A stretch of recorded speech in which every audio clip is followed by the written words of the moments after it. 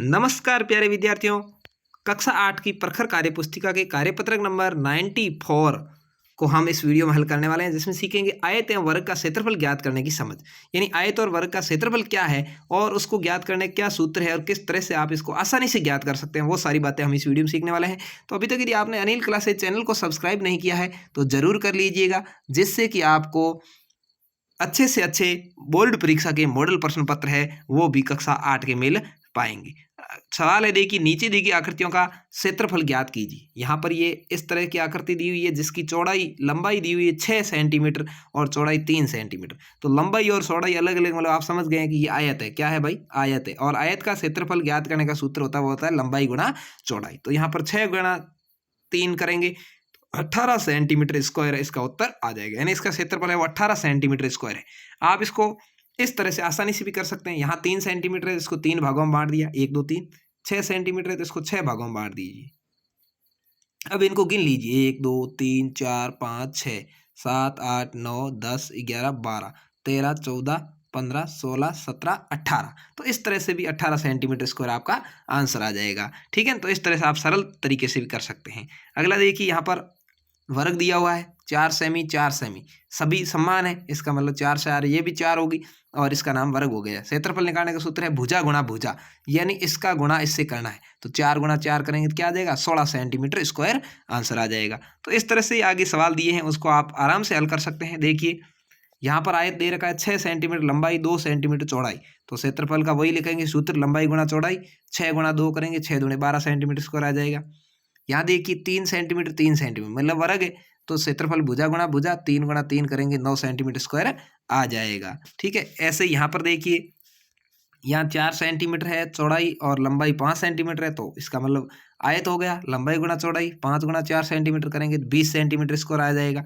ठीक है, 2 centimetre 2 centimetre वर्ग है, भुजा गुणा भुजा 2 दूनी 4 सेंटीमीटर स्क्वायर आ जाएगा। तो इस तरह से आप आराम से आयत और वर्ग का तो क्षेत्रफल निकालना सीख गए हैं। अगले कुछ दैनिक क्रियाओं के सवाल है। देखिए, विद्यालय में लगे एक होर्डिंग की लंबाई 8 मीटर और चौड़ाई 4 मीटर है, यानी ये 8 मीटर लंबा है और 4 मीटर चौड़ा है। 30 रुपये प्रति वर्ग मीटर के हिसाब से उस होर्डिंग को पेंट करवाने हेतु कितने रुपयों की आवश्यकता है? पहले आपने को इसका क्षेत्रफल ज्ञात करना है। होर्डिंग का क्षेत्रफल लंबाई गुणा चौड़ाई 8 गुणा 4 करेंगे 32 वर्ग मीटर। अब ये कह रहा है 1 वर्ग मीटर के 30 रुपये, तो आप पेंट करवाने का खर्च क्या होगा? 32 गुणा 30 कर लीजिए, 960 रुपये आपका आंसर आ जाएगा। बहुत ही आसानी से आप इसको हल कर सकते हैं। अगला है, देखिए यदि एक आयताकार आकृति का क्षेत्रफल 18 वर्ग सेमी है, यानी आयताकार आकृति है और क्षेत्रफल 18 वर्ग सेमी दीजिए, प्रत्येक भुजा को दुगुना कर दें तो उसका क्षेत्रफल कितने गुना हो जाएगा? देखिए क्या करना है, प्रत्येक भुजा को दुगुना करना है, यानी लंबाई भी 2 गुनी चौड़ाई भी 2 गुनी। तो क्या हो जाएगा? देखिए 2 गुना लंबाई 2 गुना चौड़ाई हो जाएगी। तो यहाँ पर करेंगे तो 2 यहाँ भी कॉमन, 2 यहाँ भी कॉमन, लंबाई और चौड़ाई कॉमन। तो 2 और 2 का आपस में गुणा करेंगे तो क्या हो जाएगा? 4 लंबाई गुणा चौड़ाई हो जाएगा। तो 4 गुणा 18 करेंगे तो क्या आ जाएगा? 72 वर्ग सेमी आ जाएगा। यानी क्षेत्रफल 4 गुणा हो जाएगा। पहले 18 था, अब 4 गुणा 72 हो जाएगा। आप इसको इस तरह से बना करके भी देख सकते हैं। देखिए जैसे किसी आयताकार आकृति का क्षेत्रफल 18 है, मान लो ये आपने बना दिया, ये थी 9 ये थी 2, मान लो 9 दूने 18 हो रहा है। अब ये कह रहा है उसकी प्रत्येक भुजा को दोगुना कर दो। इसको कितना कर दो? 2 का 4 कर दो, और इसका कितना कर दो? 9 का 18 कर दो। अब क्या हो जाएगा? 18 गुणा 4 क्या हो गया?